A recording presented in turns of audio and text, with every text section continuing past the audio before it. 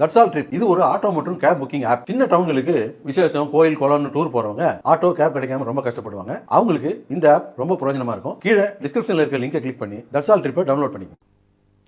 டெல்லி மதுபான கொள்கை முறைகேடு தொடர்பாக சிபிஐ பதிவு செய்த ஊழல் வழக்கிலிருந்து முன்னாள் முதலமைச்சர் அரவிந்த் கெஜ்ரிவால், முன்னாள் துணை முதலமைச்சர் மணீஷ் சிசோடியா ஆகியோரை விடுவித்து டெல்லி நீதிமன்றம் தீர்ப்பளித்து உள்ளது.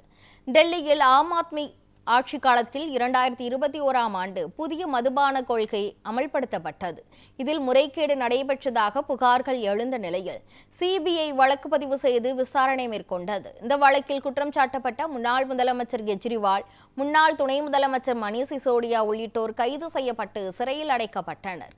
பெரும் பரபரப்பை ஏற்படுத்திய இந்த வழக்கை விசாரித்த டெல்லி ரோஸ் அவென்யூ நீதிமன்ற சிறப்பு நீதிபதி ஜிதேந்திர சிங், குற்றம் சாட்டப்பட்டவர்களுக்கு எதிராக வழக்கை தொடரவோ அல்லது குற்றம் சாட்டுகளை பதிவு செய்யவோ தேவையான அடிப்படை ஆதாரங்கள் இல்லை என கூறி வழக்கில் சம்பந்தப்பட்ட கெஜ்ரிவால் மற்றும் சிசோடியா உள்ளிட்ட 23 பேரையும் விடுவிப்பதாக தீர்ப்பளித்தார்.